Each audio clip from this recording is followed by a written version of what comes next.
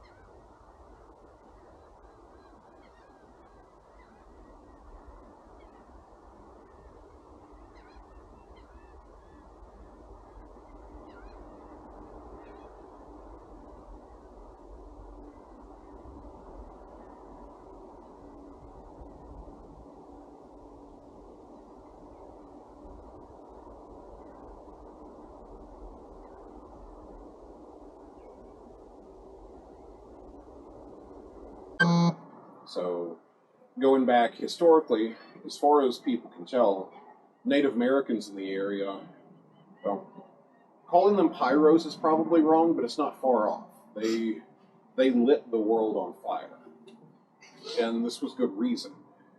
They had to walk through this, sometimes without a great deal of clothing. I'll leave it to your imagination exactly why greenbriers are a bad idea. But if you're going to do this, and I can burn an area and walk through it after we've cleared the ground brush, it's like, yeah.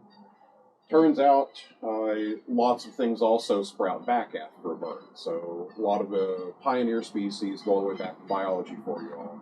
Those that get in here first, some of which are going to be first, second year generation of seeds and things that are edible. So that wasn't bad. And the other side, fire kills ticks and chiggers. In a world without DEET, that was pretty awesome. So, a lot of fire, and the end result was this area had seen frequent fire for many, many years. And the end result was a ton of longleaf pine. Longleaf pine, because you asked, I could tell, it was in your eyes. It goes through what is called a grass stage. So it gets up about 2 or 3 feet tall, and it just sits. And it waits for its opportunity. Fire comes through, and it says, bingo, and competition's knocked back. It's got a little bit more resource, a little more sunlight, a little bit more nutrients, less competition, because it's fire resistant. So it takes off after a fire. Once these longleaf pines established themselves, they grew and grew.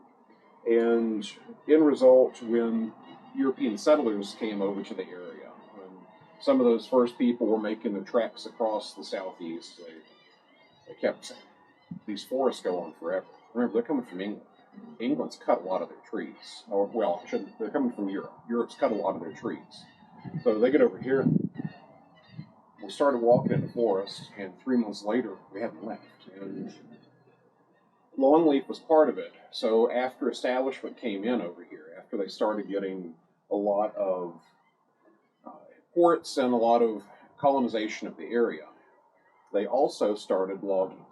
And a prized species was the longleaf because they grew incredibly tall and straight, and they served well for ships' masts. So back in the days of wooden ships, they would come down here, they'd pick the thick, tall, straight pines, work them up to ship's mast, and it was a booming industry for this area for quite a while.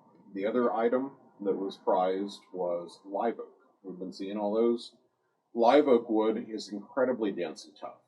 Not only does it survive hurricanes, it also survives cannonballs rather well. So a lot of the hulls and decking in ships that came out of this area, and even wood that was shipped off to other places to build ships, was live oak and longleaf. And that was a huge industry for this area for 150, 200 years while you're still in range of wooden ships. So, a little history, a little vegetation, all for you.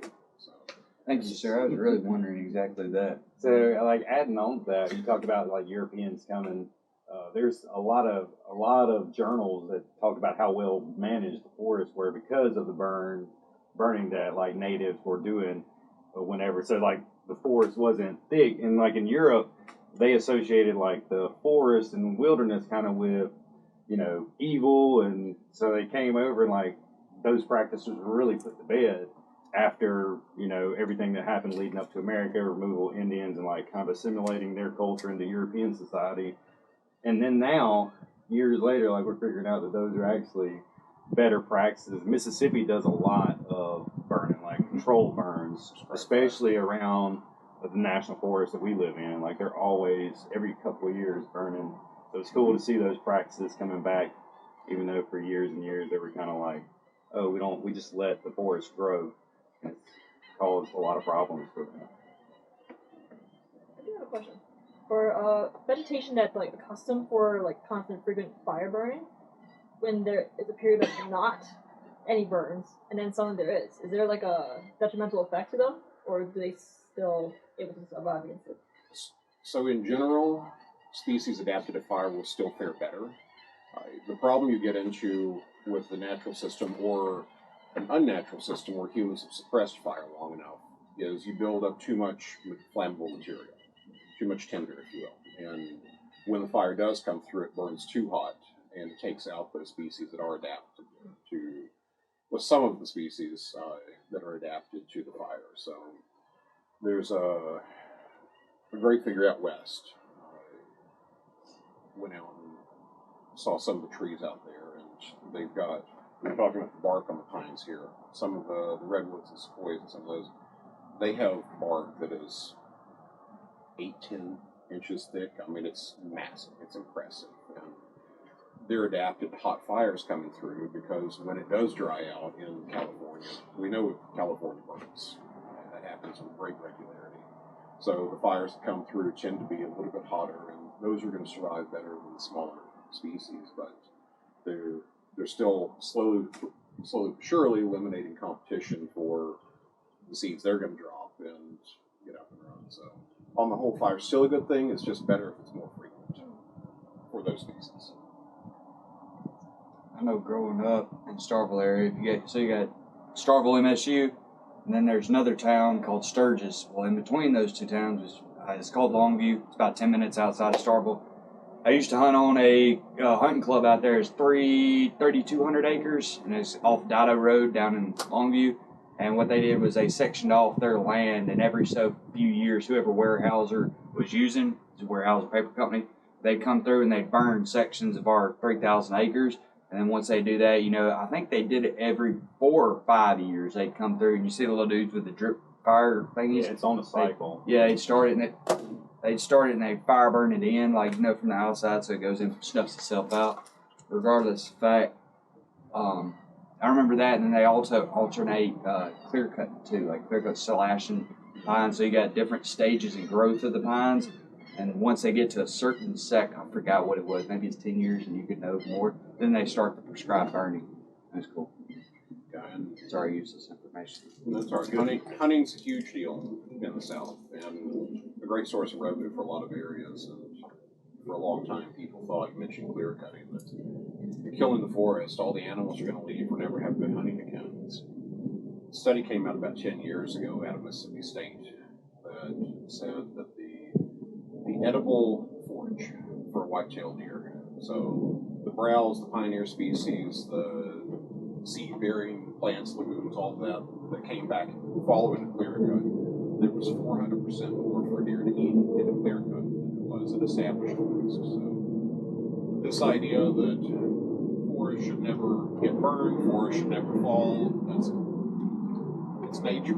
Trees die. You have this patchwork mosaic ecological system going all the time. You're going to lose a chunk of land. So I'm trying to understand the system a little bit better and possibly even manage it in something that resembles a little bit more of a natural system is not necessarily bad. So clear cuts, prescribed fires, they're not necessarily the demons that they've been portrayed to be historically. You were born.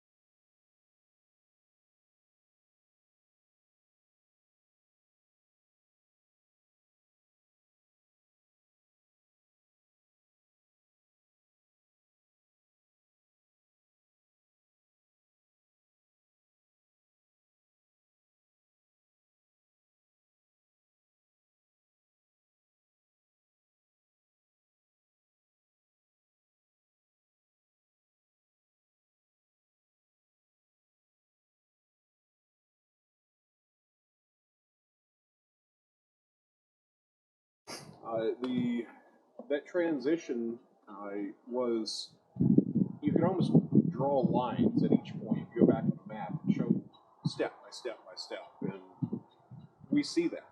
So as you get started in on the projects, I know we're focused on the bays and the systems, talking about hypoxia / low oxygen conditions and salinity gradients, but understand that sea level rise, A, is real.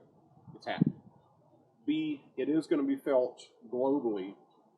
Now, the exact extent to where it happens locally varies. There's a lot of factors that go into that. But we need to understand that it's not just the waterways themselves, but it's going to be the vegetation and the surrounding areas that are impacted by the change in salinity, possibly the change in oxygen concentrations when we start working our way backwards. So, big picture things to keep in mind there, but any questions or contributions? If you saw things you wanted to comment on.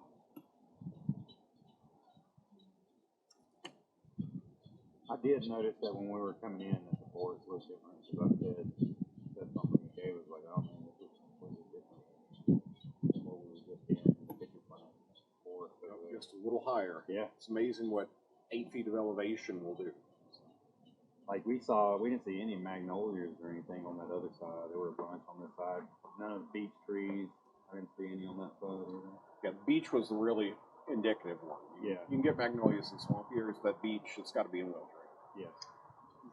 Is there cotton over here? Cotton, you mean the plant? Whatever that is. See that? There's a blue one where. Put on my eyes, hold on. You know, cotton, like little balls. Yeah. Yep. I see the husk you're talking about. Yeah. I'm going to guess not cotton, but I don't actually know what that is. I agree with you. It does look like the the husk or the mold